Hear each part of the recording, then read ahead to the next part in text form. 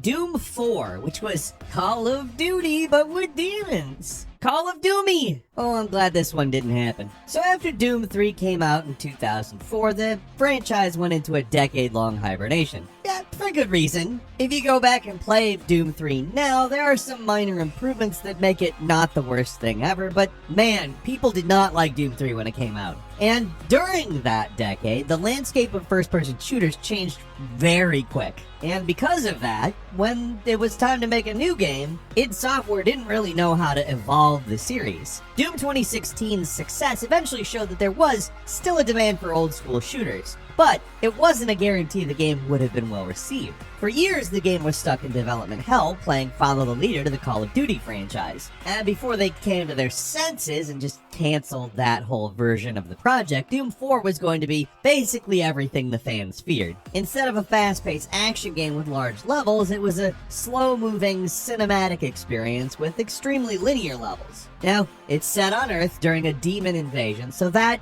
at least, is Doom-like. Doomy, one might say. And what you would do is take on demons as well as possessed cultists, who basically would fill in for the standard FPS enemies. The pre-alpha footage doesn't look bad. I mean, as a completely different franchise that has completely different expectations than the Doom franchise, that could be alright. But the thing is, you just have to go fully in that direction, and obviously they want to retain some level of Doom's identity, so what it ended up looking like was something like Resistance, and to be frank, that's not Doom. If you're gonna make something that's not Doom, make it as something that isn't Doom. Start it as a new IP and build something unique. As an entry into the Doom franchise, you have to incorporate elements of Doom. And if you do that, you end up essentially watering down the whole formula either way. Either it's Doom or it's not Doom. It can't be kinda Doom. That's gonna be bad for everybody. Like, people who want it not to be Doom are gonna be mad because it's Doom-like. People who want it to be Doom are gonna be mad because it's kinda Call of Duty-like. And let's just say, Call of Doomy just sounds like some kind of New Coke type thing. I'm happy that they didn't make this version. And number 9 is Shadowrun from 2007. Is this the best way to revive a cult classic RPG? The SNES, and especially the Genesis versions of Shadowrun, are cult classic RPGs for a reason. They're dense, they're complicated, interesting, they have this fascinating cyberpunk world that has some fantasy elements, and by the year 2007, people were really wanting some kind of a follow-up. Bethesda had announced a Fallout follow-up for 2008. Maybe Shadowrun could get some next-gen love as well. Well, Shadowrun did get rebooted, but not in a way any of the original games or tabletop version would imply would make sense. Instead of being an RPG, you know, what Shadowrun was, either way, it was a squad-based FPS developed by FASA Studio. Fans of FASA, the developers of some of the best MechWarrior games and the great Crimson Skies sequel, did not want them to make something like this, and Shadowrun fans, well, let's just say they were in full agreement. It's the exact problem that I described with Doom in the last point, except the game came out. So the only people who would have ever been interested in this were multiplayer FPS players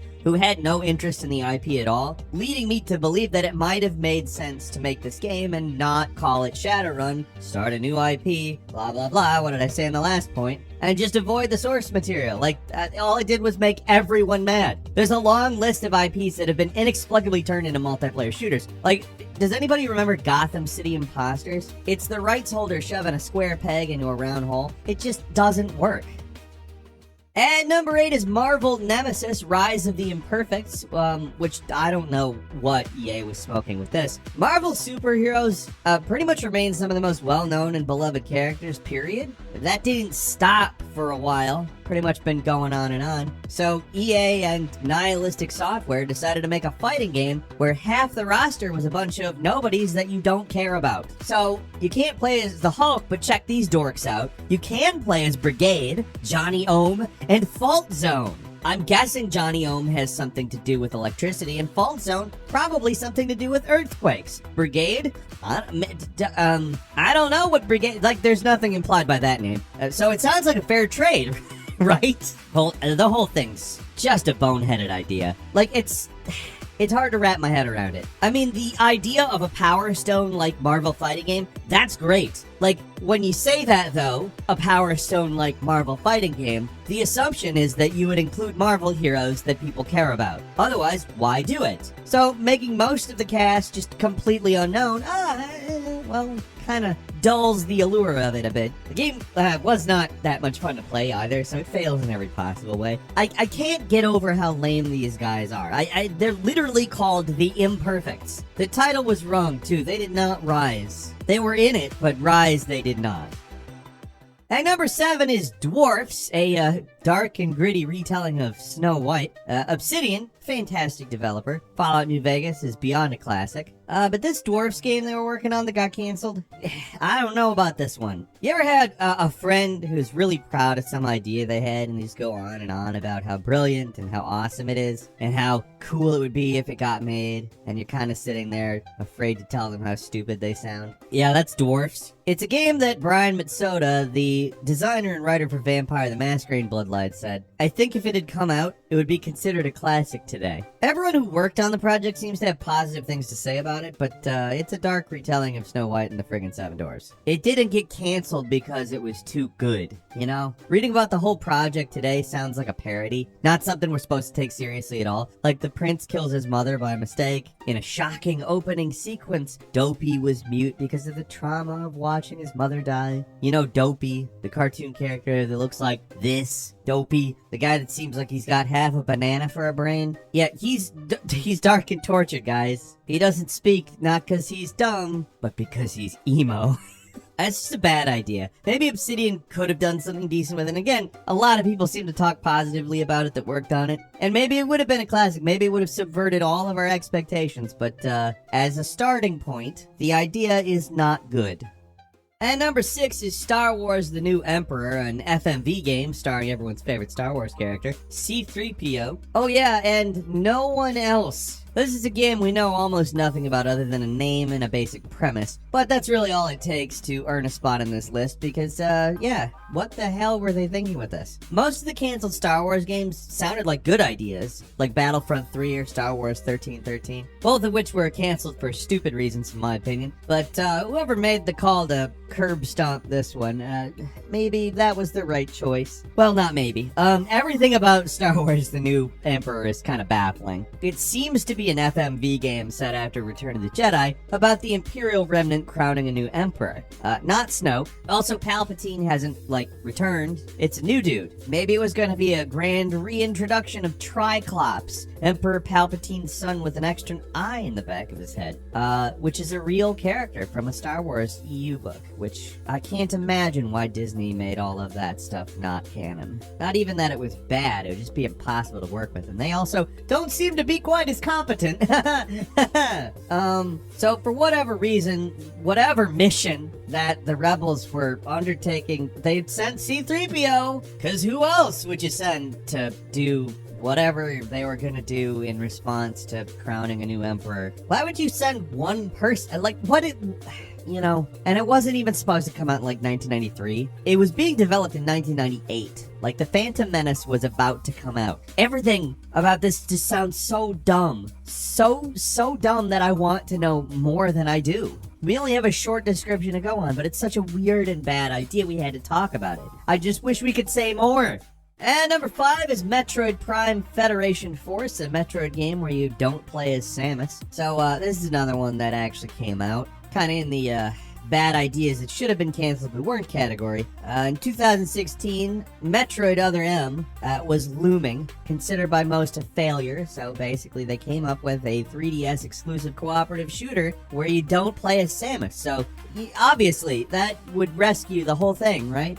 That's apparently what somebody thought. But yeah, instead of playing as the iconic hero of the series, you play as a faceless Federation grunt, going on random short missions that are just miserable unless you're playing with other people. One of those games where I guess it's playable with friends, but it might as well not be, because playing by yourself is not fun. Also, the weird chibi art style doesn't make sense.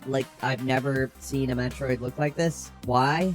The entire premise doesn't fit with the Metroid series in any way, and everything about it feels wrong. It's a Metroid game with almost no recognizable Metroid elements. There's no exploration-based gameplay, none of the iconic powers, and it's just like mindless shooting in these small, boring missions. There have been a couple of weird Metroid Prime spin-offs, like remember the pinball game? But those came out when Nintendo was still making Metroid games. Maybe if this came out now, after Metroid Dread revitalized the whole thing, it wouldn't have been so reviled, but it's a sucky idea for a Metroid game either way.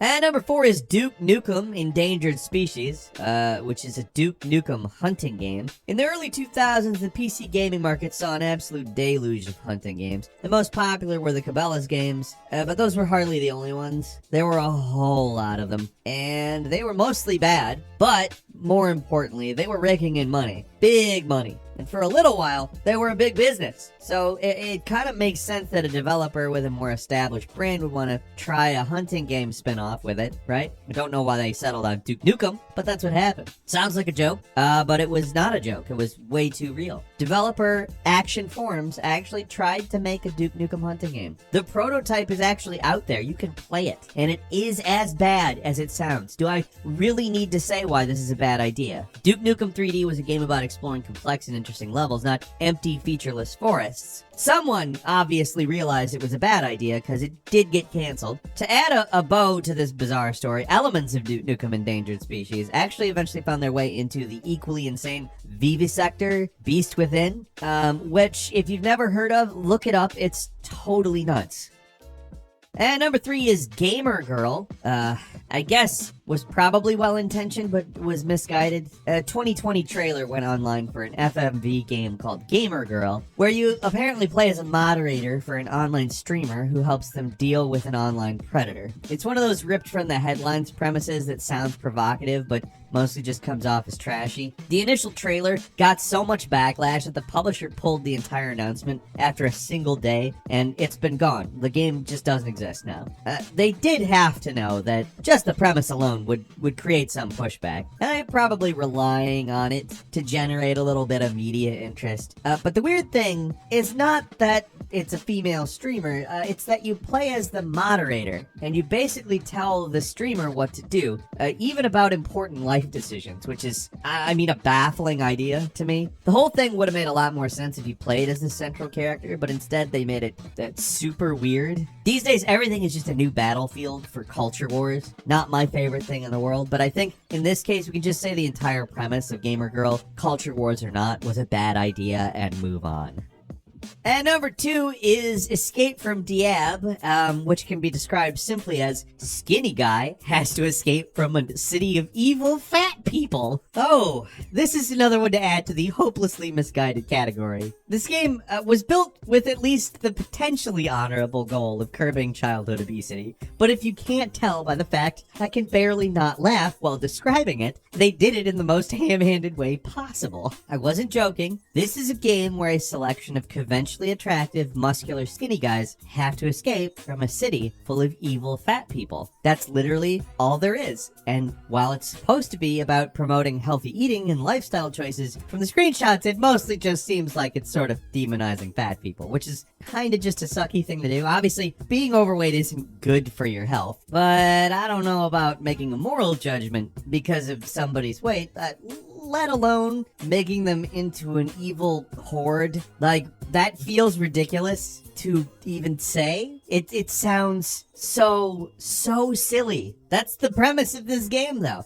I think it's trying to scare kids, quote-unquote, straight, but there's a right way and a wrong way to do that, and this game is so obviously on the wrong side of that scale. Like, this is dumb. But what might surprise you is it's actually a game that was developed by a developer that specifically works in what are called games for health. They received funding from the government to make Escape from Diab and another game called Nanoswarm Invasion for Inner Space that I knew nothing about. And Escape from Diab has undergone extensive clinical trials to see if it helps children lose weight. Escape from Diab. Diab. Like the first 4 letters of diabetes. That is something that the U.S. National Institute of Health gave them $10 million to develop. And finally, at number 1, it's a Shenmue Online MMORPG because, yeah, that makes sense. The Shenmue games, they're famous for a lot of things, but the last thing I think anybody wanted or expected was an MMO based on it. The first Shenmue games are focused on story almost above anything else. People are pretty invested in the story of Ryu in his quest for revenge against Lan Di. And Shenmue 3, it didn't quite satisfy, but maybe Shenmue 4 will. Anyway, when this game was announced, people did not want a vaguely related MMO filled with supernatural elements that weren't present in the main games. They wanted a proper sequel that continued the story. Just about everything that makes the series interesting and memorable would have been discarded when turned into an MMO. Maybe some of the environmental exploration would have remained, but everything else looks completely different. Like, was Shenmue even a popular enough brand to turn into an MMO? Yeah, it was primarily meant for Chinese and Korean markets, where it would probably be more popular, but still, it looks like they took the name and discarded pretty much everything else. There's a few screens of the game still floating around, but they pretty much look like every other generic Korean MMO that you've ever heard of. So, quick bonus for you, Connect Star Wars. We couldn't not mention this one, but we decided to throw it into bonus because the game has been the internet's punching bag for many, many years, and everybody knows how bad of an idea it was. Everybody said everything there is to say, but it cannot be understated how bizarre this whole thing is. I mean, seriously, Galactic Dance-Off? Did we really need to see Han Solo dancing to YMCA? Don't get me wrong, we had our laughs, but the song remixes are cringy to the extreme. The dancing is embarrassing, and everything about this mode just plain sucks. And nothing else needs to be said. Just look at it. It's the dumb